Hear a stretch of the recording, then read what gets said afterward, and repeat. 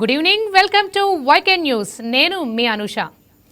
దేశ చరిత్రలో ఓ కీలక ఘట్టం క్లైమాక్స్కు చేరింది. డీలిమిటేషన్పై ఓటింగ్కు సమయం వచ్చేసింది. ఇప్పుడు ఇదే హస్తిన్తో పాటు దేశవ్యాప్తంగా ఉత్కంఠ.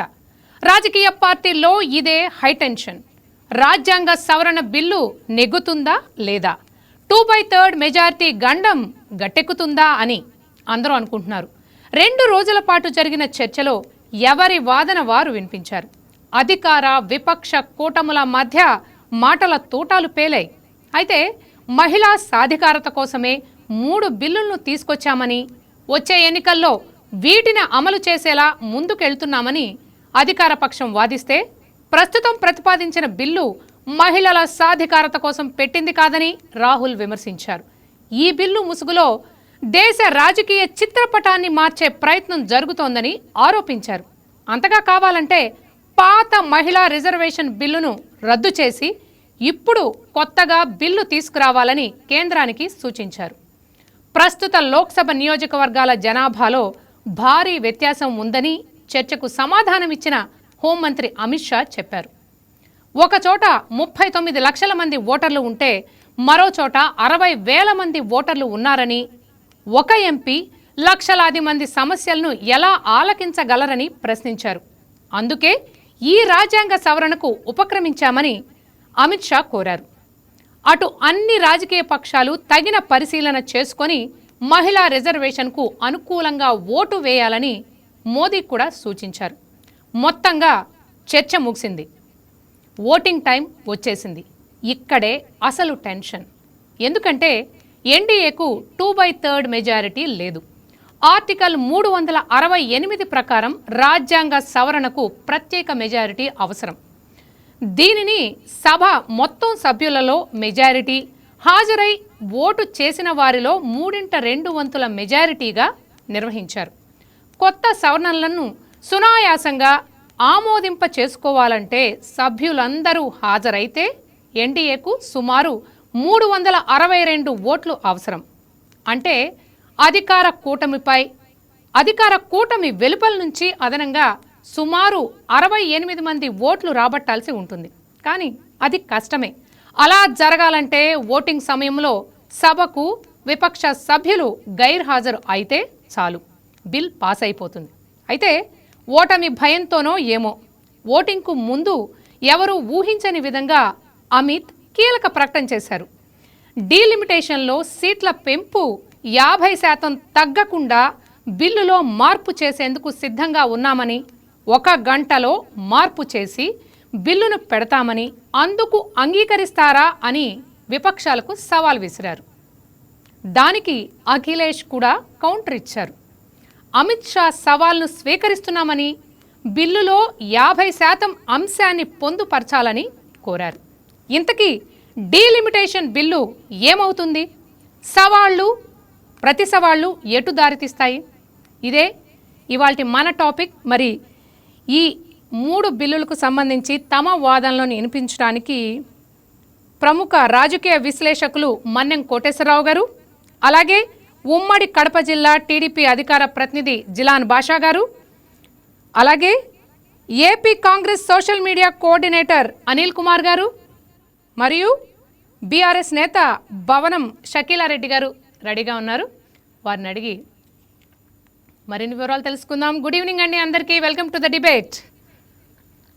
ఫస్ట్ క్వశ్చన్ కోటేశ్వరరావు గారు మీకేనండి. చెప్పండి. ఓకే. మహిళా రిజర్వేషన్ బిల్లు దేశ ఎన్నికల ముఖ చిత్రాన్ని మార్చే విధంగా ఉందని రాహుల్ గాంధీ చేసిన వ్యాఖ్యల్ని మీరు ఎలా చూస్తారు? ఆయన ఎందుకు అలా అన్నారని మీరు అనుకుంటున్నారు? రాజకీయ నాయకులు రకరకాల ప్రకటనలు చేస్తుంటారు. వాటన్నింటినీ మనం సీరియస్గా తీసుకోవాల్సినటువంటి అవసరం లేదు.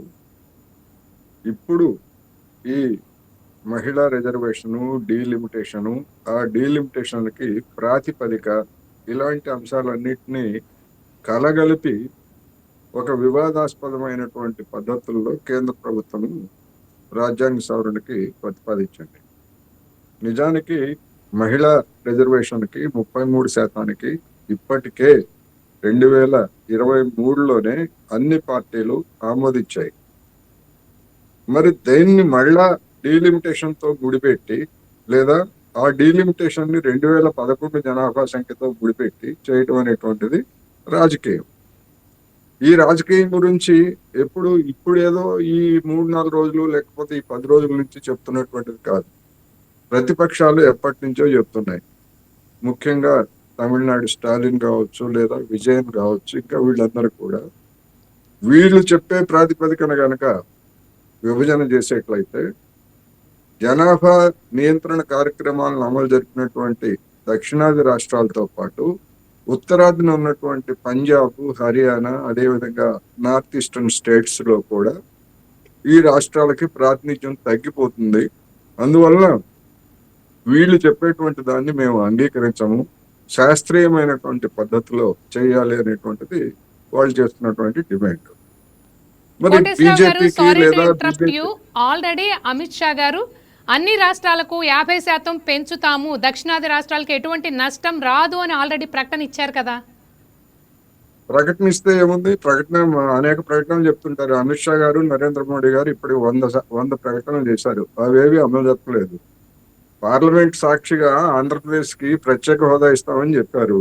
లేదా నరేంద్ర మోడీ గారు తిరుపతి వెళ్లి వెంకటేశ్వర సాక్షిగా వాగ్దానం చేశారు. ఏమైంది మరి అది? అందుకని వీళ్ళు చెప్పేటువంటి మాటల్ని జనం విశ్వసించడం లేదు, ప్రతిపక్షాలు కూడా విశ్వసించాం. ఆ చెప్పేదేదో బిల్లులో పెట్టమని కదా అడిగింది.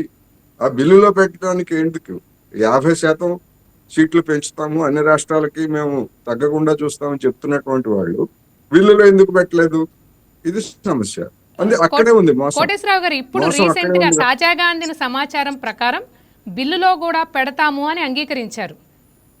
ఎందుకని ఇప్పుడు దాకా ఎందుకని 4 గంటలకు మేము ఓటింగ్ పెడతామని చెప్పినటువంటి పెద్ద మనుషులు 7 గంటల సమయంలో ఆ విధంగా మేము ఇప్పుడు పెడతామని ఎందుకు దిగి వస్తున్నారు అంటే వాళ్ళ యొక్క కడుపులో ఉన్నటువంటి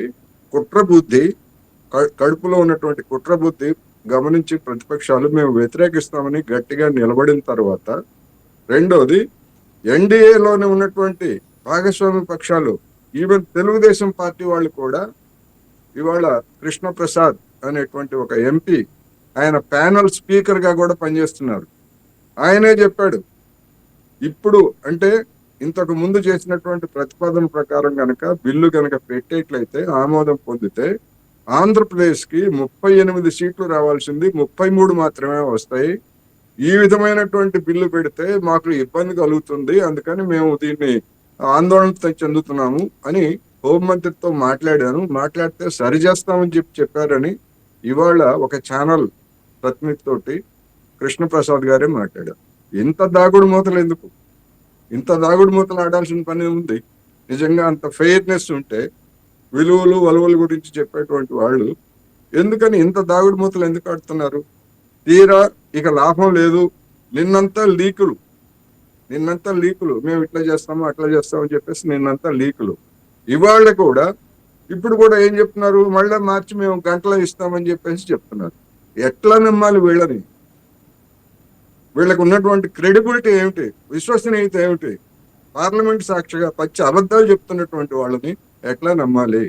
అందుకని ఏం చేస్తారు? ఓటింగ్ ఏం జరుగుతుంది? 4 గంటలకు ఓటింగ్ అన్నారు, తర్వాత 6 అన్నారు, తర్వాత 7 అన్నారు, ఇంకా ఉపన్యాసాలు కొనసాగిస్తూనే ఉన్నారు.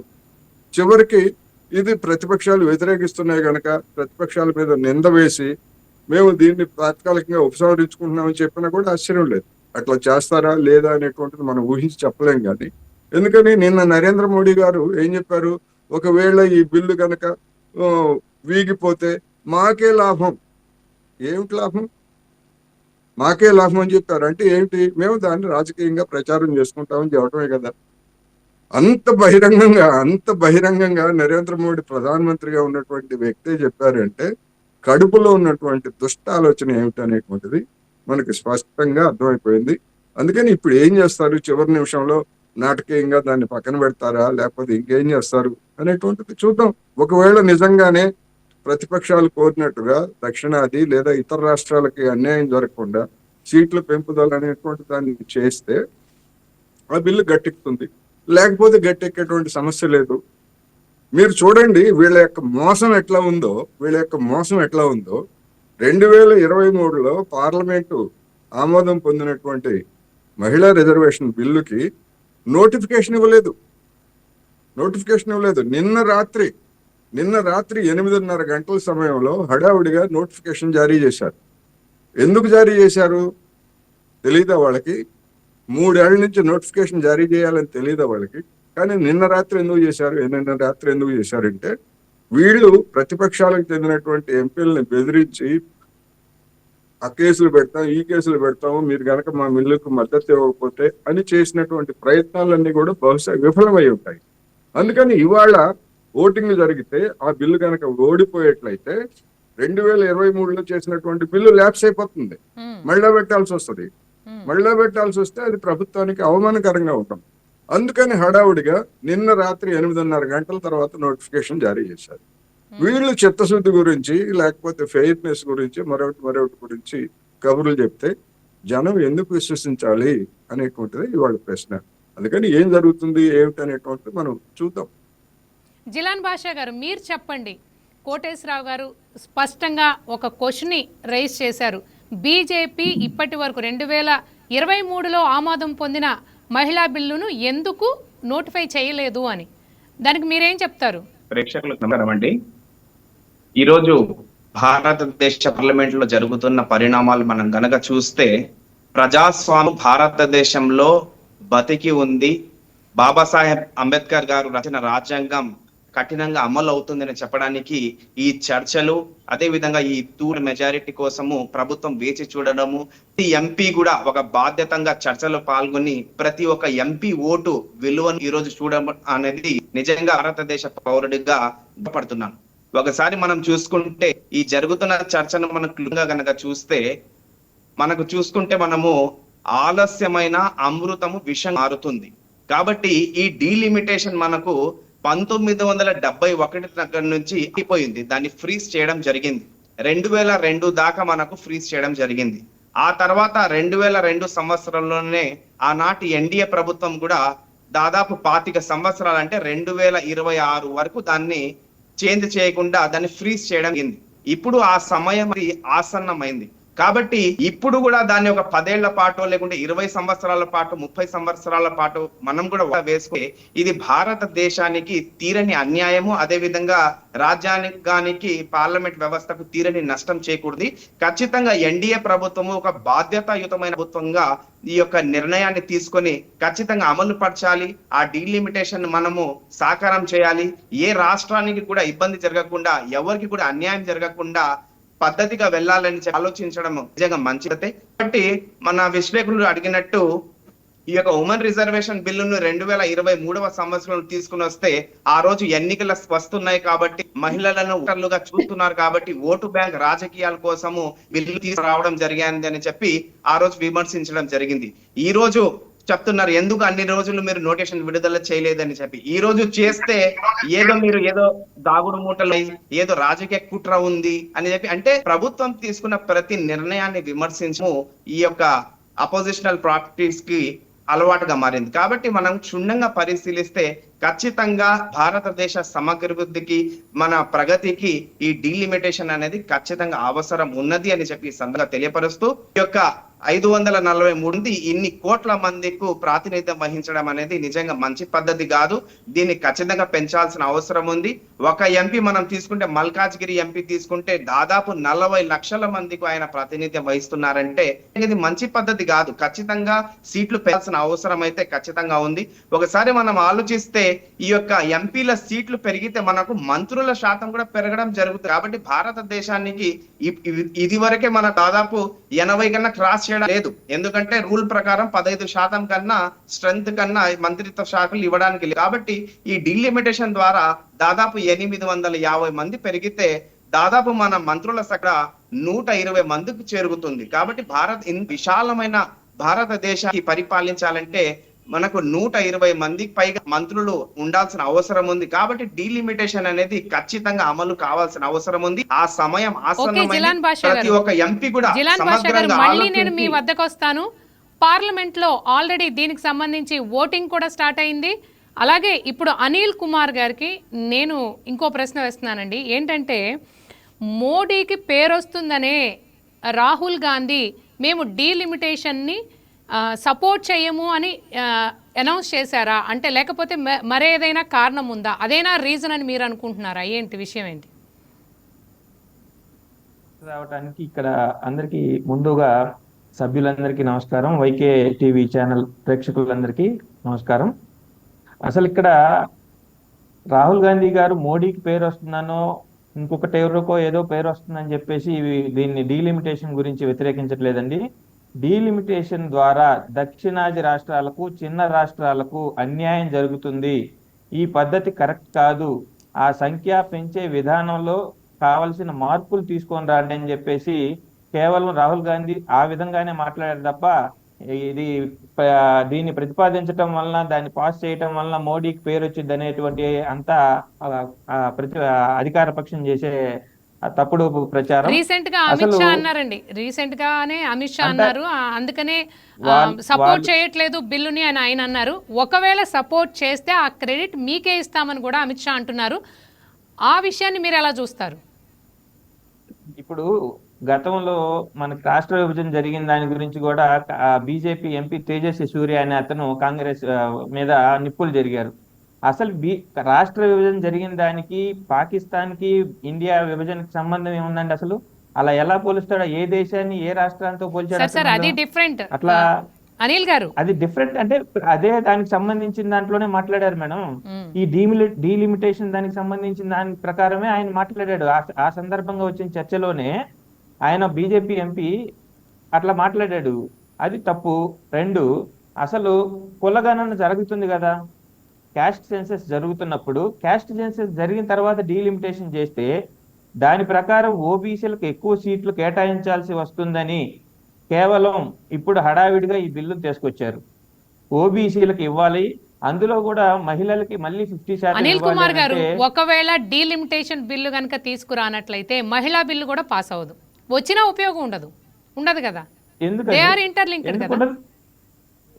ఇంటర్లింక్ అని ఎవరు చెప్పారు? సపరేట్ గా మహిళా బిల్లుని ఆల్రెడీ పాస్ చేసిన దాన్ని వీళ్ళు ఇంటర్లింక్ చేసి చెప్పి దానికి అనుగుణంగా తీసుకొస్తున్నారు. కానీ ఆల్రెడీ మహిళా బిల్లు పాస్ అయింది కదా మేడం, మరి ఎందుకు అమలు కాలేదు? ఎందుకు అది బీజేపీ వాళ్ళని అడగాలి మీరు. బీజేపీ సభ్యుల్ని ఇప్పటి వరకు ఎందుకు దానికి సంబంధించి పాస్ అయిన తర్వాత కూడా ఇప్పటి వరకు అమలు చేయకపోవడానికి కారణం ఏందని చెప్పేసి కాంగ్రెస్ పార్టీ గత ఎలక్షన్స్ లోనే ఈ అమలు ఆల్రెడీ పాస్ అయిన బిల్లుకి సంబంధించిన నోటిఫికేషన్ తీసుకున్నామని పెద్దలు కోటేశ్వరరావు గారు చెప్పారు. 3 సంవత్సరాలుగా ఎందుకు దాన్ని నోటిఫికేషన్ ఇవ్వలేదని చెప్పేసి లాస్ట్ ఎలక్షన్స్ లోనే దాన్ని అమలు చేయమని చెప్పేసి కాంగ్రెస్ పార్టీ ప్రధానిగా ఉన్న మన నరేంద్ర మోడీకి, బీజేపీ వాళ్ళకి లేఖ రాసింది. దాని మీద ఏం స్పందించలేదు. దానికి వదిలేసేసి ఈ దక్షిణాది రాష్ట్రాలకి ఇప్పుడు ఇది కేవలం మీరు క్లియర్గా అర్థమవుతుంది మేడం, దక్షిణాది రాష్ట్రాల ఎంపీ సీట్లను తగ్గించేసే కుట్ర ఇది. తద్వారా దక్షిణాది రాష్ట్రాలపై ఒక గ్రిప్ సాధించడం కోసం కేవలం ఉత్తరాది రాష్ట్రాల్లో ఉన్న సంఖ్యతోనే దక్షిణాది రాష్ట్రాల మీద పెత్తనం చెలాయించే ఒక కుట్రతోనే బీజేపీ డీలిమిటేషన్ ని తీసుకొచ్చింది. కేవలం మీరు క్లియర్ గా అర్థమవుతుంది మనకి. మీకు ఎడ్యుకేషన్ పరంగా గానీ, అభివృద్ధి పరంగా గానీ, అనిల్ గారు మళ్ళీ నేను మీ దగ్గరకు వస్తాను, కానీ ఆల్రెడీ అనిల్ కుమార్ గారు మళ్ళీ నేను మీ వైపు వస్తాను. రాష్ట్రాలు అన్ని ముందున్నాయి. కేవలం బీజేపీ దక్షిణాది రాష్ట్రాల్లో మాత్రమే అడుగు పెట్టలేకపోతుంది. ఎందుకంటే ఇక్కడ కేవలం ఎడ్యుకేటెడ్ ఒక బీజేపీకి వ్యతిరేకంగా ఉంటారు. బీజేపీ ఆడే ఆటలన్నీ కూడా ఎడ్యుకేటెడ్ ఉన్న రాష్ట్రాల్లో చెల్లవు. అందువల్లే దక్షిణాదిని ఎలాగైనా సరే అణిచివేసేందుకు చేసే కుట్ర తప్ప మరొకటి కాదు ఇది. లేట్గా జాయిన్ అయ్యారు ఏపీ బీజేపీ అధికార ప్రతినిధి చెన్నయ్య గారు. సార్ చెప్పండి, మీరు ఇందాక కొంచెం డిబేట్ మిస్ అయ్యారు, కానీ స్టార్టింగ్లో మేము అనుకున్నది ఏంటంటే 2023లోనే మహిళా బిల్లు పాస్ అయినా కానీ ఇప్పటి వరకు ఎందుకు నోటిఫికేషన్ విడుదల చేయలేదు అనేది. దానికి మీ సమాధానం ఏంటి? మీరు ఎందుకు విడుదల చేయలేదని అనుకుంటున్నారు? బిల్లును ఎందుకు ఆమోదించలేదు, ఎందుకు ఇంప్లిమెంట్ చేయలేదు 23లో పాస్ అయినా కూడా అనేది వాళ్ళ డౌట్. అవును, దానికి డౌట్ కారణం ఏంటంటే మొదట అనుకున్నది కొత్త జనాభా లెక్కల ప్రకారం తీసుకొని చేయాలని అనుకున్నారు. కానీ అది లేట్ అవుతూ వచ్చింది. కరోనా వల్ల 2021లో జరగాల్సిన జనాభా లెక్కలు ఈ రోజు జరగబోతుంది. దానికోసము ముందు అనుకున్నది 34 నుంచి ఇంప్లిమెంట్ చేయాలని. ఆ తర్వాత దాన్ని 29కి చేస్తే పోతుంది కదా, పాత లెక్కల ప్రకారం 2011 జనాభా లెక్కల ప్రకారం అనుకొని దానికి టైం కేటాయించడానికి ఇప్పుడు టైం లేదని ఇప్పుడు మధ్యలో పెట్టడం జరిగింది. దానికి వేరే వేరే అర్థాలు వెతకక్కర్లే. ఎందుకంటే ఈ డీలిమిటేషన్ కమిటీ పనిచేయటానికి చాలా శ్రమపూరితమైనటువంటి పని. వాళ్ళు అన్ని ప్లేసులు తిరగాలి, ఎన్ని కమిటీలు ఉన్నా కూడా అవన్నీ కూడా సేకరించడం అనేది చాలా, ఎందుకంటే భౌగోళికంగా జనాభా పరంగా ఆ హద్దులు గిద్దులు అన్ని చేయటానికి చాలా టైం పడుతుంది. ఇప్పుడు కూడా చాలా టైం తక్కువగా ఉంది. 28 కల్లా పూర్తి కావాలి, 29లో ఇంప్లిమెంట్ కావాలి అంటే. దానికోసం అని చెప్పేసి ఇప్పుడు కొంచెం ఇంతకుముందు 5-6 సంవత్సరాలు పట్టింది డీలిమిటేషన్ కమిటీ రిపోర్ట్ ఇవ్వటానికి. దాన్ని ఇప్పుడు వేగవంతం చేస్తేనే 28 చివరి కల్లా ఇవ్వగలరు అని చెప్పేసి అందుకోసం చేస్తున్నారు తప్ప ఇందులో రాజకీయాలు ఏమి లేవు. మరి రాజకీయాలు చేయాలనుకుంటే మరి ఎప్పుడో ఇందిరాగాంధీ అనుకున్నారు, 80లో ప్రమీల దండావతి గారు అన్నారు, ఆ తర్వాత అనేక మంది గీతా ముఖర్జీ గారు కమిటీ వేశారు. అప్పటి నుంచి ఎందుకు ఇంప్లిమెంట్ చేయలేదు? ఈ రోజు బీజేపీ వాళ్ళు దీన్ని ముందుకు తీసుకొచ్చి వీళ్ళ క్రెడిట్ దక్కుతుందని చెప్పి ఈ రోజు ప్రతిపక్షాలు మాట్లాడుతున్నాయి. దీనికి కారణం ఏంటి? ఇంతకు ముందు దేవగౌడ గారు ఉన్నప్పుడు కూడా ఒకసారి రిజెక్ట్ చేశారు వీళ్ళందరూ కూడా. ఈ ప్రబుద్ధులంతా ఈ ఆర్జేడీ వాళ్ళు, ఈ మన అఖిలేష్ యాదవ్ బృందము వీళ్ళందరూ కూడా మహిళా బిల్లు వద్దంటే మహిళలకు ఇవ్వటం ఏంటని చాలా ఎకసక్యంగా మాట్లాడారు. 131వ రాజ్యాంగ సవరణ బిల్లు లోక్సభలో వీగిపోయింది. ఓటింగ్లో మొత్తం 489 మంది లోక్సభ సభ్యులు పాల్గొంటే 278 మంది బిల్లుకు అనుకూలంగా ఓటు వేస్తే 211 మంది సభ్యులు నో అని ఓటు వేశారు. సో ఈ కారణంతో లోక్సభకు సీట్లు పెంచాలన్న ప్రతిపాదనకు బ్రేక్ పడిపోయింది. అనిల్ కుమార్ గారు చెప్పండి, ఇందాక మీరు మేము బిల్లుకు అనుకూలంగా ఉన్నారు, మహిళా బిల్లుకు అని చెప్పారు. చూడండి లైవ్ లో చూసాం. ఇప్పుడు అన్ఫార్చునేట్ కాదు, మీరు అది పదం వెనక్కి తీసుకోవాలి. అసలు అన్ఫార్చునేట్ ఏముంది అందులో? మహిళలకి దీని వల్ల మోసం అన్యాయం జరిగింది తప్ప లాభమే లేదు. మీరు అలా అన్ఫార్చునేట్ అని 1 సైడెడ్ గా మాట్లాడొద్దు. సరే, ఇది అన్ఫార్చునేటే. యాక్చువల్గా మహిళలకు 50% రిజర్వేషన్ రావాలి, కనీసం 33% కూడా నోచుకోలేదని నేను అంటున్నాను. లేదు లేదు లేదు లేదు 33% రిజర్వేషన్ సంబంధించిన దానికి కనిపిస్తున్నారు. లేదు మోడీ సపోర్ట్ కనిపిస్తున్నారు.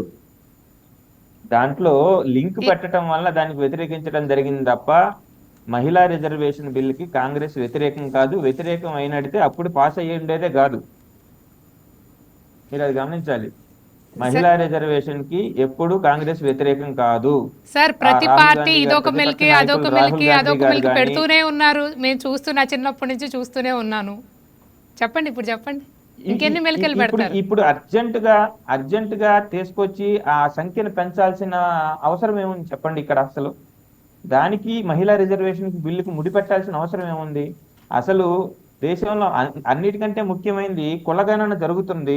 ఆ కులగణన జరగకుండా కంప్లీట్ అవ్వకుండానే ఈ సంఖ్యను పెంచి ఎవరికి ఎన్ని సీట్లు ప్రతిపాదిస్తారు, ఈ రిజర్వేషన్లు దామాషా ఎంత అనేది ఎవరికి తెలియకుండా మీరు ఏ లెక్కన సంఖ్యా పెంపుని సమర్థిస్తారు? సంఖ్యా పెంపు అనేది ఊరికి మాట ద్వారా పెంచేస్తాం, 550 నుంచి 800 పెంచేస్తామని చెప్పేసి మాట అంటే సరిపోదు కదా మేడం. అనిల్ కుమార్ గారు, ఇక్కడ మనం ఒక విషయం గుర్తుపెట్టుకోవాలి. 50,000 ఓటర్లు ఉన్న కాన్స్టిట్యున్సీకి ఒక ఎంపీ, 3 లక్షల మంది ఓటర్లు ఉన్న కాన్స్టిట్యున్సీకి కూడా ఒకే ఎంపీ ఉంటే ఇదేం సమన్యాయం అండి? మీరే చెప్పండి. ఇట్లా అనుకుంటే చిన్న రాష్ట్రాల్లో సభ్యులు పెద్ద రాష్ట్రాలతో ఉన్న సభ్యులకి పోలిక పెడతారా మీరు? అట్లా అనుకుంటే మరి ఆంధ్రప్రదేశ్కి సంబంధించిన సంపాదన రూపాయి గవర్నమెంట్కి, సెంట్రల్ గవర్నమెంట్కి ₹1 ఆదాయం ఇస్తే మనకు 40 పైసలు విధులు ఇస్తున్నారు. అదే ఉత్తరప్రదేశ్కి తీసుకుపోయి ₹1 వాళ్ళ దగ్గర నుంచి ఆదాయం, సెంట్రల్ గవర్నమెంట్కి ఆదాయం వస్తే వాళ్ళకి ₹4 ఇస్తున్నారు. మరి అదే ఏ లెక్కన ఇస్తున్నారు అనేది దాన్ని కూడా ప్రశ్నించాలి కదా. తప్పకుండా దాన్ని కూడా ప్రశ్నించాలి. కానీ మనం ఈ రోజు మాట్లాడుకుంటుంది అట్లాంటిది డీలిమిటేషన్ గురించి, మహిళా రిజర్వేషన్ గురించి ఈ రోజు మాట్లాడుకుంటున్నాం మనం. ఆ డీలిమిటేషన్ అన్నిటికీ లింక్ అయి ఉంటుందండి. మీకు అదే చెప్తున్నాను. సంఖ్యాబలం ఎక్కువ ఉన్న రాష్ట్రాల్లో వాళ్ళు గెలిస్తే చిన్న రాష్ట్రాలని తొక్కేసి వాటి దగ్గర ఉన్న ఆదాయాన్ని దాన్ని వాళ్ళ స్వప్రయోజనాల కోసం వాడుకునే అంత దుర్మార్గమైన ఆలోచనకి బీజేపీ పాల్పడుతుంది.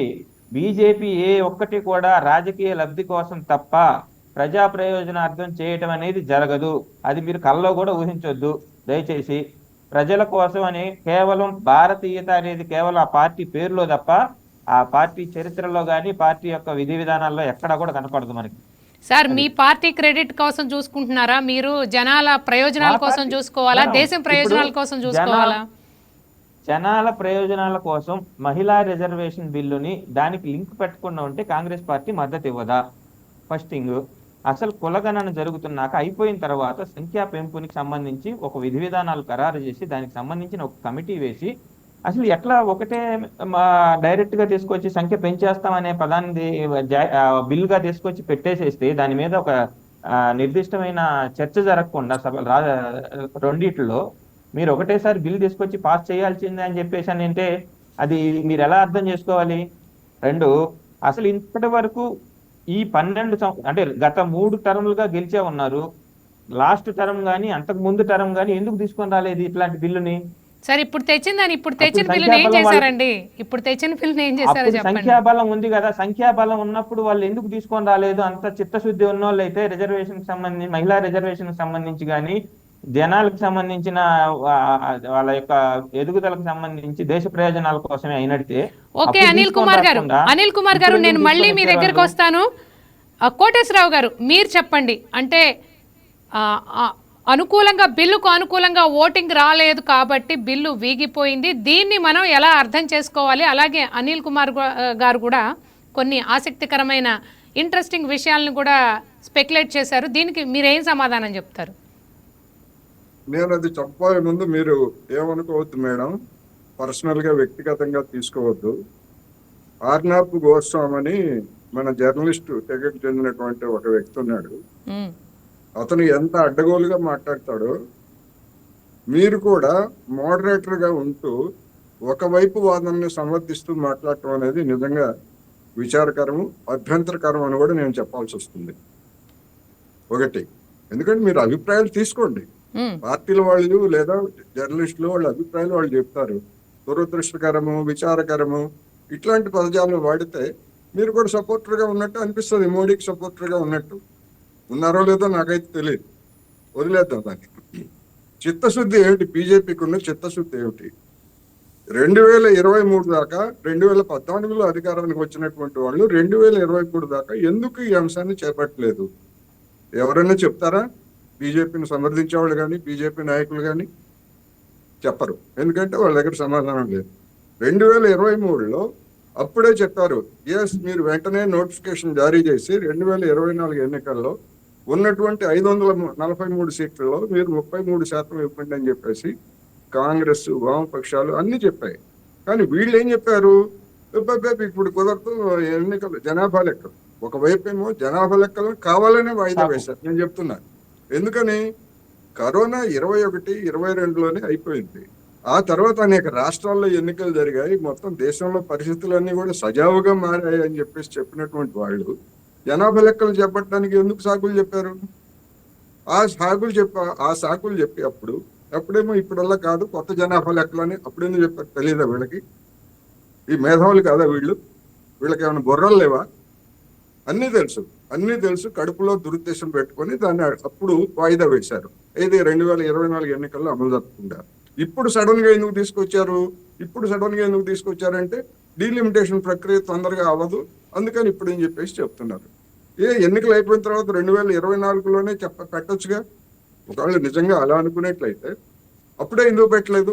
అందుకని అనేక అనుమానాలు, అనేక సందేహాలు, వీళ్ళ యొక్క క్రెడిబిలిటీ, విశ్వసనీయత గురించి జనంలో సందేహాలు వచ్చినప్పుడు వీళ్ళకి తెలుసు 3/2 మెజార్టీ కావాలి ఏ రాజ్యాంగ సవరణకైనా అని. లేదని తెలిసి కూడా కనీసం అఖిలపక్ష సమావేశం వేసి లేదా పార్లమెంటరీ పార్టీ నేతల సమావేశం జరిపి ముందు ఇదిగో మేము ఈ డ్రాఫ్ట్ బిల్లు పెట్టబోతున్నాము, మా ప్రతిపాదనలు ఇవి, దీనికి మీరు మద్దతు ఇవ్వాలి, ఎందుకు ఇవ్వాలి, ఏమిటి అనేటువంటిది అభిప్రాయం ఏమన్నా తీసుకున్నారా? డెమోక్రసీ గురించి చెప్తారు, పార్లమెంట్లో మొక్కుతారు, పార్లమెంటు దేవాలయం అని చెప్తారు. ఇటువంటి వీళ్ళు ఏకాభిప్రాయ సాధన చేసినటువంటి ప్రయత్నం ఏంటి? వీళ్ళు లేదు, అసలు ఏమీ లేదు, ఏ ప్రయత్నం చేయలేదు. ఆల్ ఆఫ్ సడన్ గా తీసుకొచ్చి మేము ప్రత్యేక సమావేశాలు పెడుతున్నాం, మీరు ఆమోదించండి, లేకపోతే మిమ్మల్ని మహిళా వ్యతిరేకులుగా మేము చిత్రిస్తా ఉన్నారు. ఇప్పుడు ఏం చేస్తారు? ఇప్పుడు అసలైన పరీక్ష. ఇప్పుడు ఓడిపోయింది నారీ బిల్లు కాదు, మోడీ బిల్లు ఓడిపోయింది.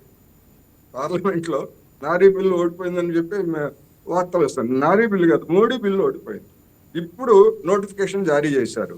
ఈ నోటిఫికేషన్ ప్రకారం 543 సీట్లలో 33% 2029 నాటికి అమలు జరుపుతారా లేదా? అమలు జరిపేట్లయితే వాటికి సంబంధించినటువంటి విధి విధానాలను మరి ఎప్పుడు జారీ చేస్తారనేటువంటిది అసలైనటువంటి పరీక్ష ఇప్పుడు ఉంది వీళ్ళకి. అందుకని బిల్లు ఓడిపోతే మాకే లాభం, మేమే ప్రచారం చేసుకుంటాము, కాంగ్రెస్ ఇతర పక్షాల మీద మేమే దాడి చేస్తామని చెప్పేసి నరేంద్ర మోడీ గారు చంకలు కొట్టుకున్నారు కదా. ఇప్పుడు కొట్టుకోమనండి, తెలుస్తుంది జనం ఏ విధమైనటువంటి తీర్పు ఇస్తారో, జనం ఏ విధంగా చేస్తారు. అందుకని ఇదంతా కూడా ఒక కుట్ర ప్రకారం చేసి వాళ్ళకి తెలుసు కనుకనే నిన్న రాత్రి, నేను అందుకే చెప్పాను, నిన్న రాత్రి నోటిఫికేషన్ విడుదల చేయడంలోనే అర్థమైపోయింది, ఓహో వీళ్ళు ప్రతిపక్షాల నుంచి వీళ్ళకి అవసరమైనటువంటి మెజారిటీ కానీ లేదా బిల్లు ఆమోదానికి మెజారిటీ కాదని రాదని నిన్న రాత్రే తేలిపోయిన తర్వాత కూడా ఇవాళ సాయంత్రం వరకు కూడా, ఓటింగ్ జరగబోయే ముందు వరకు కూడా ప్రతిపక్షాలను బ్లాక్మెయిల్ చేశారు, ప్రతిపక్ష ఎంపీలను బ్లాక్మెయిల్ చేశారు. అది కూడా ఓడిపోయింది. అందుకని ఇప్పుడు వీళ్ళ చిత్తశుద్ధి ఏమిటి, నారీ లేకపోతే ఇంకోటి ఎవరిని చెప్పొచ్చు. ఎవరు వ్యతిరేకించారు? ఎవరైనా వ్యతిరేకించారా 2023? అందుకని అసలైనటువంటి పరీక్ష ఇప్పుడు ఉంటది. రేపటి నుంచి ఏం చెప్తారో మేము 3 రోజుల ముందు నుంచే చెప్తున్నాం, ప్రతిపక్షాలు మహిళలకు వ్యతిరేకం, అందుకని మేము అనుకూలం అని చెప్పేసి చెప్తారు. వీళ్ళకి అసలు చిత్తశుద్ధి ఉంటే నిజానికి 2023లో క్రెడిట్ మాదే అని చెప్పేసి చెప్పుకునేటువంటి వాళ్ళు మరి లోక్సభ ఎన్నికల్లో కానీ, ఆ తర్వాత జరిగినటువంటి లోక్సభ ఎన్నికల్లో కానీ, వివిధ రాష్ట్రాల అసెంబ్లీ ఎన్నికల్లో కానీ 33% సీట్లు బీజేపీ మహిళలకు కేటాయించిందా? ఎక్కడ కేటాయించలేదు. లెటర్ అండ్ స్పిరిట్ అని చెప్పేసి అమిత్ షా గారు కబుర్లు చెప్తున్నారు ఉపన్యాసంలో. లెటర్ అండ్ స్పిరిట్ ఏంటి? లెటర్ అండ్ స్పిరిట్ అంటే చట్టంలో ఉన్నది, లేకపోతే దాని యొక్క ఉత్తేజితం పొంది దాని యొక్క సారాంశాన్ని మరి వీళ్ళే అమలు జరపలేదు. లెటర్ అండ్ స్పిరిట్ అని చెప్పేసి ఇతరులకి ఎదుటి వాళ్ళకి కబుర్లు చెప్తున్నారు. ఎట్లా నమ్మాలి వీళ్ళని? వీళ్ళకు ఉన్నటువంటి చిత్తశుద్ధి ఏమిటి? అందుకని ఖచ్చితంగా ఇది ఒక కుట్రపూర్తంగా చేశారు. దానికి తగినటువంటి ఫలితం. ఎవరు మహిళలకు వ్యతిరేకం కాదు, అమలు చెప్పానండి. ఇప్పుడు మిగిలినటువంటి రాష్ట్రాల్లో నోటిఫికేషన్ ఇచ్చారు కనుక మిగిలినటువంటి రాష్ట్రాల్లో లోక్సభలో కూడా ఇప్పుడున్నటువంటి బిల్లు ప్రకారం, ఇప్పుడున్నటువంటి సంఖ్యాబలం ప్రకారం అమలు చెప్పానండి. ఎవరైనా వ్యతిరేకిస్తారా? చూద్దాం ఎవరు వ్యతిరేకిస్తారు. ఎవరు వ్యతిరేకించడానికి లేదు, ఎందుకంటే ఆల్రెడీ బిల్లు అయిపోయింది, నోటిఫికేషన్ కూడా వచ్చింది. ఇంప్లిమెంటేషన్ చేయాల్సినటువంటి బాధ్యత రాష్ట్రాల్లోనూ కేంద్రంలోనూ వీళ్ళకే ఉంది. అందుకని చేయమనండి, మంచిదే. తర్వాత జనాభా లెక్కలు ఎట్టాగో ఆలస్యం అవుతాయి. ఆ తర్వాత కూడా ఏం చేస్తారు, ఎట్లా చేస్తారు, ఏమిటి అనేటువంటిది ఒకటైతాయి. రెండోది, ఒక అసంబద్ధమైనటువంటి వాదనని ముందుకు తీసుకొస్తున్నారు. ఒక లోక్సభలో 60,000 మంది ఉంటే ఒక లోక్సభలో 40 లక్షల మంది ఎంపీలు ఎమ్మెల్యేలు ఉన్నది ఎందుకంటే చట్టాలు చేయడానికి తప్ప పథకాలను అమలు చేయడానికి కాదు. వాళ్ళు ఉంది, ప్రభుత్వ పథకాలను అమలు చేయడానికి అధికార యంత్రాంగం ఉంది. చట్టసభల్లో వీళ్ళు చట్టాలు చేయడానికి అది వదిలిపెట్టేసి ఇళ్ళు కేటాయిస్తాము, లేకపోతే కార్డులు ఇస్తాము, ఈ విధమైనటువంటి వాళ్ళు చేయడానికి కాదు. ఇంకోటి, అమెరికాలో 1910లో 435 సీట్లని ఖరారు చేస్తూ అక్కడ ఒక చట్టం చేశారు. మరి అమెరికాలో కూడా జనాభా పెరిగారు, అమెరికాలో కూడా మనం అనుకున్నటువంటి. కోటేశ్వరరావు గారు నేను మళ్ళీ మీ దగ్గరికి వస్తాను. అయితే మీరు ఇందాక అన్న మాటని నేను ఖండిస్తున్నా తీవ్రంగా. మీరు అడ్డగోలుగా మాట్లాడుతున్నారు, ఇలాంటి మాటలు మాట్లాడొద్దు దయచేసి. నేను ఒక మహిళని, నాకు కూడా అభిప్రాయాలు ఉంటాయి. మీరు కంపారిజన్ చేశారు, ఆయన మాట్లాడారు, మీరు ఇష్టం వచ్చినట్టు మాట్లాడుతున్నారు అనొద్దు. నేను మహిళని, నాకు మాట్లాడుతున్నారు మీరు, దురదృష్టకరం. ఇట్లాంటి పదజాలం మోడరేటర్ నుంచి రాకూడదని నేను మళ్ళా చెప్తున్నా. కోటేశ్వరరావు గారు, అంత దురదృష్టకరమైన పదజాలం నేను వాడలేదు, మీరు దయచేసి అలా మాట్లాడారు. ఏం వాడారు మరి? అవునండి, ఇంకెన్నాళ్ళు వెయిట్ చేస్తామని అడిగాను. ఒక మహిళ, నా హక్కు నేను అడిగాను, తప్పేముంది? ఈ ఛానల్ సాక్షిగా నేను అడిగాను, తప్పేముంది అందులో? చేయాల్సిన వాళ్ళని వదిలిపెట్టేసి, చేయాల్సిన పద్ధతిలో చేయకుండా వాళ్ళని వదిలిపెట్టేసి, సార్ మీరు కూడా నేను అడిగిన రీతిలో సమాధానం మీరు చెప్పండి, అడ్డగోలు వాదనని మాట్లాడొద్దు. మీరు కూడా అదే విధంగా సమాధానం చెప్పండి కోటేశ్వరరావు గారు. అట్లా ఎందుకు చెప్పాలి? మీరు అంతే, అడ్డగోలుగా మాట్లాడితే నేను మీరు అడ్డగోలుగా సరిగ్గానే చెప్పాలి మాట్లాడాల్సిన కదా. అవసరం లేదు. నేనంతా మీరు నేను వాడారు, అడ్డగోలుగా మీరు మాట్లాడాల్సిన ఒక అవసరం మహిళా లేదు. యాంకర్ ని అవమానించారు మీరు ఇప్పుడు. లేదు లేదు లేదు, Yes. నేను మహిళా యాంకర్ మీరు మహిళా యాంకర్ ని అవమానించారు మీరు లైవ్ లో. మహిళా యాంకర్ హద్దులు మీరు మాట్లాడుతున్నారు. మహిళా యాంకర్ హద్దులు మీరు మాట్లాడుతున్నారు. నేను హద్దులు మీరి మాట్లాడలేదు. నాకు హద్దులు మీరు నిర్ణయించక్కర్లేదు, నా హద్దులు నాకు తెలుసు. సరే, ఇది టైం కాదు నేను మీతో వాదించడానికి, తర్వాత మాట్లాడతాను. ఓకే, లేకపోతే ఇటువంటివన్నీ మీరు చెప్పాల్సినటువంటి అవసరం లేదు. మేము మీకంటే నేను దిగ్భ్రాంతి చెప్పలేదండి, నేను దిగ్భ్రాంతి నేను చెప్పలేదు. మీకంటే ముందు నుంచే ఉన్నాము, మాకు మా హద్దులు తెలుసు. థ్యాంక్ యూ, తెలిసినందుకు ధన్యవాదాలు, తెలిసినందుకు ధన్యవాదాలు. షకీలా రెడ్డి గారు, షకీలా రెడ్డి గారు, బీఆర్ఎస్ నేత షకీలా రెడ్డి గారు, మీరు సమాధానం చెప్పండి. మహిళా యాంకర్ ని అవమానించానని ఎవరైనా చెప్పండి, ప్యానెల్ లో ఉన్న వాళ్ళని ఎవరన్నా. సార్ అవమానించాను మిమ్మల్ని? మీరు మీరు ఎందుకు ఆ విధంగా దిగజార్చుకుంటారు? సార్ కోటేశ్వరరావు గారు, నేను ఈ లైవ్ సమయాన్ని నేను ఈ విషయం గురించి ఇది చేయాలని అనుకోవట్లా, నేను ఖండిస్తున్నాను. అంతవరకు వదిలేయండి. మీరు మీ అభిప్రాయం ఎలా చెప్పారో నేను కూడా నా అభిప్రాయం నేను అలాగే చెప్పాను. మీరు ఎత్తారు. అవునండి, మీరంటే విని ఊరుకోలేను కదా నేను. మీరు లైవ్ లో కొన్ని వేల మంది చూస్తున్నప్పుడు మీరు మాట్లాడారు, నేను సమాధానం చెప్పాను. నా అభిప్రాయం నేను చెప్పాను, నా అభిప్రాయం నేను చెప్పాను, అంగీకరించండి. నేను ఎందుకు అంగీకరిస్తాను? నేను అంగీకరించను. ఎవరిని ఖండిస్తారు మరి మీరు? సరే షకీరా గారు మీరు చెప్పండి, షకీరా గారు మీరు చెప్పండి. బిల్లు వీగిపోయింది, లోక్సభలో జరుగుతున్న పరిస్థితుల్ని చూసాము, మీరేమనుకుంటున్నారు చెప్పండి. నమస్తే మేడం అనుష గారు, అలాగే వైకే టీవీ వీక్షకులకు, ప్యానెల్ ఉన్నటువంటి ఇతర సభ్యులు కూడా నమస్కారం అండి. ఒక గుడ్ న్యూస్ వింటామనుకుంటే, ఒక నిజంగా మీరన్నట్టే ఒక మహిళగా మీకు ఎంత ఆవేదన వచ్చిందో నా చిన్నప్పటి నుంచి కూడా నేను చూస్తూనే ఉన్నా. మహిళా బిల్లు గురించి ఎప్పుడు కూడా రావడం, ఏదో ఒక షాక్ చెప్పడం. అంటే ఇప్పుడు ఎగ్జాంపుల్ చూడొచ్చండి, రాజకీయాల్లో కూడా ఎలా అణిచివేత ఉంటుందో ఇప్పుడు ఒక ప్యానెల్లో చూస్తారు, ప్రజలందరూ కూడా చూస్తున్నారు. పురుషాధిక్య ప్రపంచంలో మహిళలు ఎదుర్కొంటున్నటువంటి ఒక సమస్య. కోటేశ్వరరావు గారే మాట్లాడారు, పెద్దలు, పెద్ద జర్నలిస్టు, ఆయన పెద్ద విశ్లేషకులు. ఒక మహిళ నా చిన్నప్పటి నుంచి చూస్తున్నాను, ఇది దురదృష్టకరం, ఇప్పుడు కూడా బిల్లు పాస్ అవ్వకపోవడం అన్న ఒక మాటను చెప్పుకోవడానికి కూడా ఇక్కడ వాళ్ళకి వాక్ స్వాతంత్ర్యం లేకుండా పోవడం. అంటే పురుషాధిక్యత ప్రపంచంలో ఇంకా మహిళలు అణిచివేయపడాలి, వాళ్ళ కాళ్ళ కింద చెప్పుల్లాగా బతకాలి అన్న నానుడి ఇంకా పొలిటికల్లో పోలేదండి. అడ్డదారిలో వెళ్ళే వాళ్ళు అందరాలు ఎక్కుతారు, నిజంగా ఆణిముత్యాల్లో ఉన్నవాళ్ళు ఇంకా గ్రౌండ్ స్థాయిలోనే ఉండిపోవాలి. ఇది బిల్లు వీగిపోవడానికి కూడా కారణం వాళ్ళు చెప్పారు, మోడీ గారి ప్రభుత్వం ఇది చెప్పడం కూడా పదే పదే చెప్తున్నారు కోటేశ్వరరావు గారు, ఇది నారీ బిల్లు కాదు మోడీ బిల్లు అనేసి. కానీ రాహుల్ గాంధీ గారు, కాంగ్రెస్ పార్టీ ఇవాళ ఇండియా కూటమి కూడా ఒక కేడీలాగా అడ్డుకున్నటువంటి పరిస్థితిని చూసాం. నారీ బిల్లు కాదు ఇది మోడీ బిల్లు అని మీరన్నారు, ఒక కేడీలాగా అడ్డుకున్నారు రాహుల్ గాంధీ గారు. తీరు చూస్తే మహిళల పట్ల ఎంత చిన్న చూపు ఉంది అన్నది క్లియర్ గా అర్థమవుతూ ఉంది. కానీ ఈరోజు ఆడపిల్లలు ప్రతి విషయంలోని కూడా వాళ్ళు ముందడుగేస్తూ ఉన్నారు, అంతరిక్షంలోకి అడుగు పెడుతున్నారు. ప్రతి విషయంలోని కూడా ఆడపిల్లలు ఏ రకంగా ఉద్యోగాల్లో కావచ్చు, వ్యాపారాల్లో కావచ్చు, ప్రతి విషయంలోని కూడా ఆడపిల్లలు ముందడుగులో ఉన్నారు. కానీ పార్లమెంట్ లో బిల్లు సాధించుకునే దిశగా కూడా ఇవాళ మీరు అన్నారు కదా, నారీ బిల్లు కాదు మోడీ బిల్లు అని మీరు అన్నారు. ఇది నారీ బిల్లు ఎందుకు ఓకే అవ్వదో ప్రతి మహిళ కంకణం కట్టుకుని పని చేస్తే ఖచ్చితంగా ఈ బిల్లును సాధించి తీరుతామని కోటేశ్వరరావు గారు లాంటి వ్యక్తులకు చెప్తున్నాం.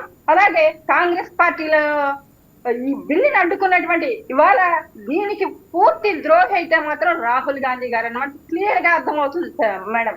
నిన్న నుంచి చూడొచ్చు, ఇవాళ చూడొచ్చు. మీ అపరిపక్వత, మీ యొక్క అపరిపక్వత క్లియర్ గా నేను అనకూడదు. పెద్దలు, నా తల్లింత వయసు ఉంది, కేవలం దీని గురించి అవగాహన రాహిత్యంతో మాట్లాడద్దు దయచేసి. రాహుల్ గాంధీ గారు మహిళా బిల్లుకి వ్యతిరేకం కాదు అని ప్రత్యేకంగా మళ్ళీ నొక్కి చెప్పారు. చెబితే సరిపోతుందా అనిల్ మీరు కుమార్ మళ్ళీ గారు? మళ్ళీ యాక్షన్స్ మాట్లాడాలి కదా మీకు అనిల్ కుమార్ గారు, అక్కడ యాక్షన్స్ అక్కడ మాట్లాడాలి కదా. అక్కడ యాక్షన్స్ దేనికి సంబంధించి వ్యతిరేకం జరిగింది, దేనికి సంబంధించి అనుకూలం జరిగింది అనేది మీకు ఆ మాత్రం కనీసం అవగాహన లేకపోవటం మా దురదృష్టం. అది ఎందుకు డీలిమిటేషన్ కి సంబంధించిన దానికి సంబంధించి జరిగిందా, లేకపోతే ఆ ఉమెన్స్ రిజర్వేషన్ బిల్లు మీద నిజంగానే దానికోసం జరిగిందా అనేది కనీస అవగాహన లేకపోవటం మా దురదృష్టం మేడం. లేదు అనిల్ కుమార్ గారు, విషయం ఏంటంటే అర్థమైంది. కానీ ఆ ఇప్పుడు ఈ మళ్ళీ మహిళా రిజర్వేషన్ అమలుకి టైం పడుతుంది కదా. కనీసం 2029లోనైనా మహిళలకి రిజర్వేషన్ అమలయ్యే ఛాన్స్ ఎక్కడైనా కనపడుతుందా దీనివల్ల? లేదు కదా. అది నేను అంటున్న పాయింట్. స్థానిక సంస్థల్లో గాని పంచాయతీ వాటిల్లో గాని ఎన్నికల్లో మహిళలకు రిజర్వేషన్ ఉండాలని చెప్పి తీసుకొచ్చింది ఎవరో తెలుసండి? కాంగ్రెస్ పార్టీ తీసుకొచ్చింది. ప్రాతినిధ్యం ఉండాలి వాళ్ళకి, మహిళలకు ప్రాతినిధ్యం లేకపోతే వాళ్ళు ఆ వంటింటిలోనే మగ్గిపోతారనే ఉద్దేశంతో కాంగ్రెస్ పార్టీ సరే అనిల్ కుమార్ గారు కృష్ణవేణి గారిని మాట్లాడినివ్వండి. అనిల్ కుమార్ గారు కృష్ణవేణి గారిని మాట్లాడినివ్వండి, ఆవిడ కంప్లీట్ అయ్యాక మీరు మాట్లాడుదురు. వాడిని కొంచెం అవగాహనతో మాట్లాడితే సార్ మీరు మాట్లాడి మీరు ఆవిడ ఏదైనా సరే అనిల్ కుమార్ గారు లెట్ హర్ స్పీక్, ఆ తర్వాత మీరు మాట్లాడండి. క్లియర్ గా అర్థమవుతుంది ప్రజలందరికీ కూడా. రాష్ట్రంలో వీళ్ళు ప్రత్యేక హోదా గురించి మాట్లాడుతూ ఉన్నారు. ఆ రోజు ప్రత్యేక హోదా గురించి ఎందుకు వీళ్ళు రాష్ట్ర విభజన చేసినప్పుడు బిల్లులో పెట్టలేదు. వీళ్ళు ఈ రోజు బిల్లులో పెట్టలేదు, మోదీజీ ప్రభుత్వాన్ని అడుగుతూ ఉన్నారు. అలాగే ఎన్డీఏ కూటమిని అడుగుతూ ఉన్నారు. అడిగిన పెడతాం బిల్లులో ఈ రోజు సవాల్ చేసి చెప్పినటువంటి పరిస్థితిని చూస్తాం. ఇవాళ పార్లమెంట్ లో వీళ్ళకి ప్రత్యేక హోదా గురించి మీరు బిల్లులో ఎందుకు పొందుపరచలేదు? దానికి రాజ్యాంగ పద్ధతి ఎందుకు తప్పించలేదు కాంగ్రెస్ ప్రభుత్వం? ఇవన్నీ మీ దగ్గర క్వశ్చన్స్ కావా? ఈ రోజు డీలిమిటేషన్ గురించి కూడా ఆ రోజు ఫ్రీ చేసింది ఇందిరాగాంధీ గారి హయాంలో అంటే మేడం, అది కూడా మనం పుట్టలేదు అప్పటికి.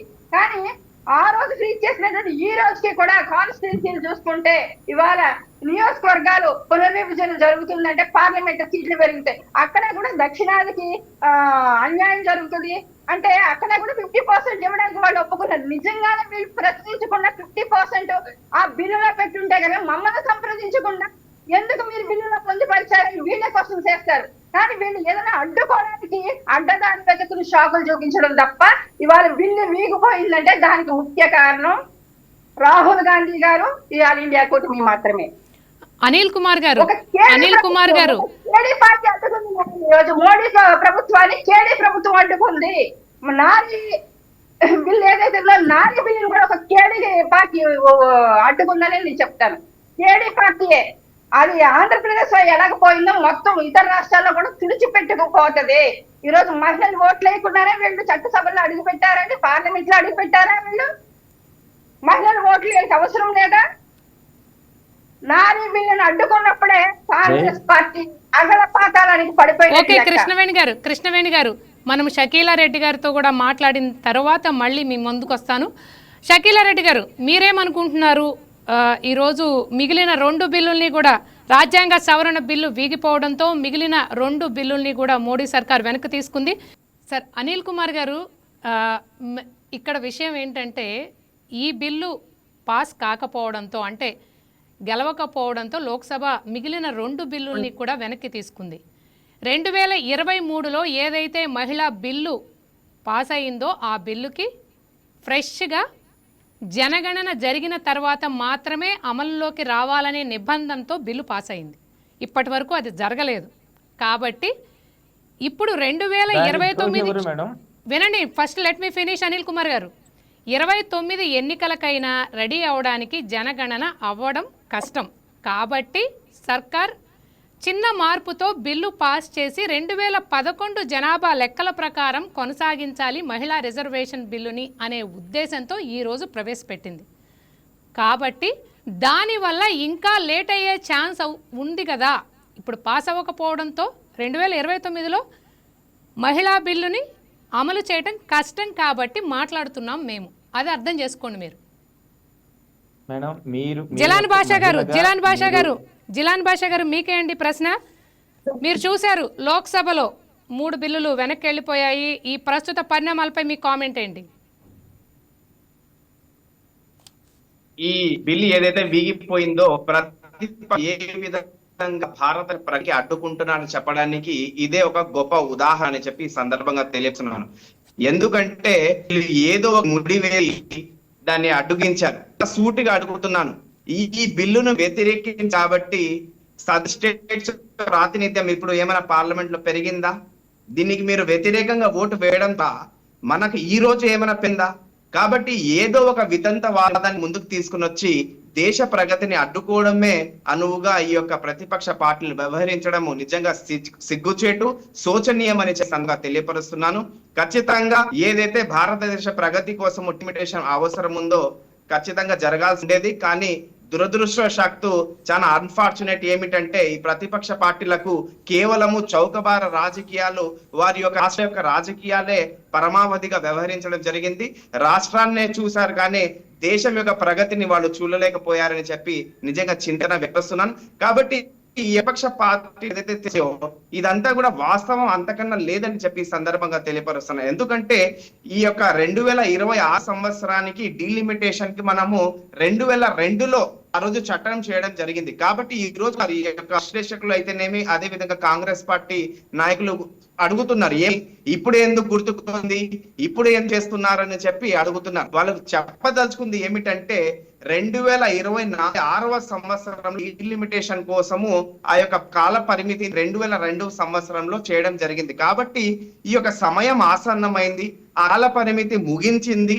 2026వ సంవత్సరంలో డీలిమిటేషన్ కు ఈ యొక్క కేంద్ర ప్రభుత్వం నిర్ణయం తీసుకోవాల్సింది అది. కాబట్టే ఆ బిల్లు ప్రతిపాదించడం జరిగింది తప్పితే ఇక భారతీయ జనతా పార్టీ అయితేనేమి, లేకుంటే ఎన్డీఏ ప్రభుత్వం యాగ మేఘాల మీద ఏసుకుని వచ్చినట్టు ఏదో సదరన్ స్టేట్స్ ను తొక్కి వేయాలని చెప్పి ఒక వింత ఉదాహరణను ఈ యొక్క చెప్పడం అనేది నిజంగా ఆశ్చర్యంగా ఉందని చెప్పి ఈ సందర్భంగా తెలియపరుస్తున్నానమ్మా. 2026వ సంవత్సరమే ఇదివరకే లేట్ అయింది.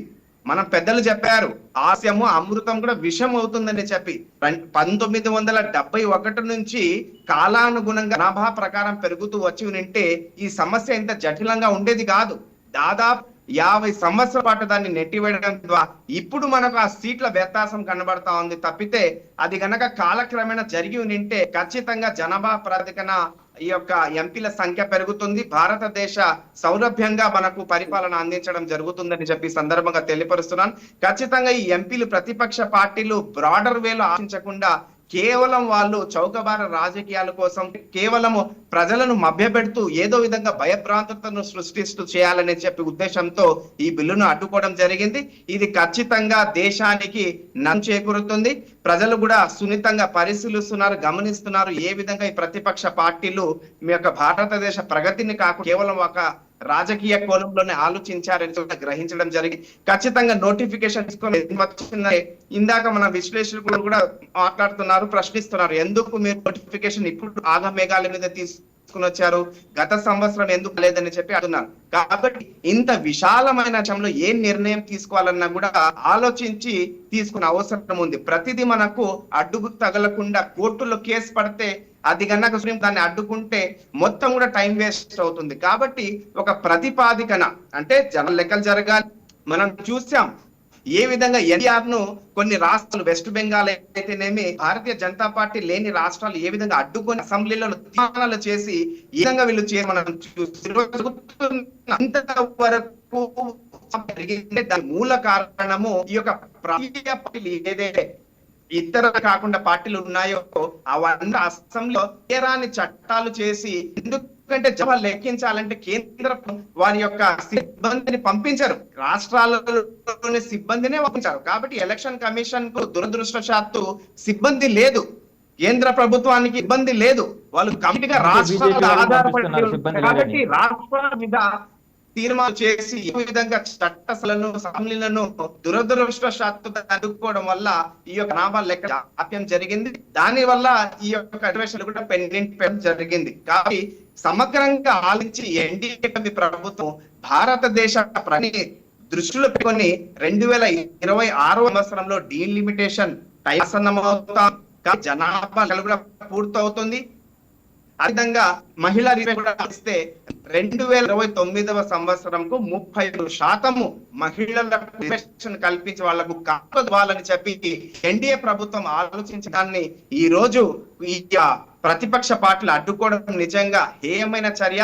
ఇది అడ్డుకోవడం అని చెప్పి ఈ రోజు కరాఖండిగా తెలియపరుస్తుంది. ఇంకా ప్రతిపాదకానికి వస్తే వింత వాదనను కొట్టివేయాల్సిన అవసరం ఉంది. ఎందుకంటే ఈ బిల్లును అడ్డుకున్నారు. ఇప్పుడు ఏమైనా సదరన్ స్టేట్స్ కు పెరిగిందా అని చెప్పి ఇవాళ సూటిగా ప్రశ్నిస్తున్నాం. ఏమైనా పెరిగిందా? కాబట్టి 543 సీట్లో శాతం ఉందో 50% పెంచ జరుగుతుంది. అర్థమేమి? 850 దాంట్లో కూడా మన యొక్క అదర్ స్టేట్స్ కూడా ఈక్వల్ గా ఉంటుంది అర్థం కాని. కాబట్టి యొక్క పరిపాలన మనకు మినిస్టర్స్ యొక్క సంఖ్య పెరగాల్సిన అవసరం ఉంది. ఒకసారి షకీలా రెడ్డి గారికి కూడా మనం ఛాన్స్ ఇద్దాం. షకీలా రెడ్డి గారు ఒకసారి మాట్లాడండి. మీరేమనుకుంటున్నారు? ఇప్పుడు నా వాయిస్ ఉందండి? చెప్పండి షకీలా గారు. హలో, వినపడుతోంది, చెప్పండి షకీలా గారు. ఇప్పుడు వాయిస్ ఆడిబుల్ గా ఉందండి. ఎన్నో దశాబ్దాలుగా ఎదురు చూస్తున్నా అందరు మహిళల్లాగా నేను ఈరోజు చాలా ఎదురు చూశానండి. ఈ రోజు మహిళా బిల్ పాస్ అవుతుందని, మహిళలకి అత్యున్నత స్థానం ఉంటుందని చెప్పి, చట్టసభల్లో వాళ్ళ గళం ఇప్పడానికి అవకాశం ఉంటుందని చెప్పేసి నేను ఎదురు చూశాను. మా నాయకుడు కిరణ్ గారు మహిళలకి ఎన్నో యాక్చువల్ గా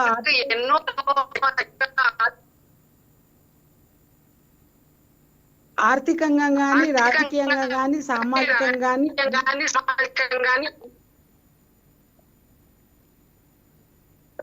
ఇదేదో వాయిస్ ప్రాబ్లం ఉందండి. అవును షకీలా గారు, సో వెరీ సారీ అండి, I couldn't here you properly. Chennai గారు మీరు చెప్పండి.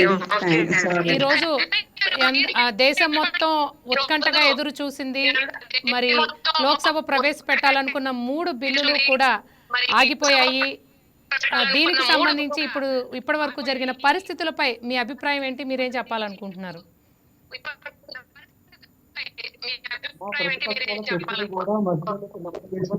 ఆలోచన లేదు. ఏదో బలవంతంగా ఒప్పుకుంటూ వచ్చారు. వాళ్ళు ఎప్పుడు కూడా కాంగ్రెస్ తో సహా కూడా దాన్ని ఏదో విధంగా అడ్డుకుంటూనే వస్తారు. కానీ 50% అంటే 70 కోట్ల మంది మహిళలు కొన్ని టెక్నికల్ గా కొన్ని విషయాలు పొరపాటు సర్దుకోవచ్చు కదా మహిళలు చెప్పి టెక్నికల్ గా అది లేదు ఇది లేదు అని చెప్పేసి వీళ్ళు కూడా మరి గత కొన్ని రోజులుగా మేము పాస్ చూద్దాం, ఎట గెలుస్తాడో చూద్దామని వాదిస్తున్నారు. అంటే వాళ్ళకి బిల్లు పాస్ కావటము, మహిళలకు రిజర్వేషన్ దక్కటం, లిమిటేషన్ లో నియోజకవర్గాల సంఖ్య పెరగటము, దానివల్ల మరికొంతమందికి అవకాశాలు రావటం అనేది ఎలాంటి ఇష్టం లేదు. ఎందుకంటే సంఖ్య పెరిగితే వీళ్ళ బలం ఇంకా పెరుగుతుంది అనేది వాళ్ళ భయం ఒకటి. అట్లాగే లిమిటేషన్ జరగాలంటే కొంత టైం పడుతుంది. ఆ టైం లోపల పూర్తి చేయాలా. 30 నెలలు అనుకున్నది 29 ఇంప్లిమెంట్ చేద్దామనే ఉద్దేశంతో దీన్ని జరిపారు. అంతేగాని వేరే ఉద్దేశం ఏమి లేదు. ఎందుకంటే ఇప్పటికే చాలా నష్టపోయారు మహిళలు. చాలా స్టేట్ లో అసలు ప్రాథమికమైనటువంటి కూడా ఉన్నాయి. అలాంటి వాళ్ళందరికీ ఓకే చెన్నై గారు థ్యాంక్ యూ సో మచ్ అండి. ఈరోజు డిబేట్లో పార్టిసిపేట్ చేసినందుకు అనిల్ కుమార్ గారికి, అలాగే కోటేశ్వరరావు గారికి, కృష్ణవేణి గారికి, అలాగే షకీలా రెడ్డి గారికి, జిలాన్ పాషా గారికి నా ప్రత్యేక ధన్యవాదాలు తెలియజేసుకుంటున్నానండి. మీ అమూల్యమైన అభిప్రాయాలని మాతో పంచుకున్నందుకు వైకే టీవీ మీకు థ్యాంక్స్ చెప్తోంది. అయితే రాజ్యాంగ సవరణ బిల్లు లోక్సభలో వీగిపోయిన తర్వాత కేంద్రం మిగిలిన 2 బిల్లుల్ని కూడా వెనక్కి తీసుకుంది. లోక్సభ రేపు ఉదయం 11 గంటలకు వాయిదా పడింది. మరిన్ని అప్డేట్స్ కోసం చూస్తూనే ఉండండి వైకే న్యూస్.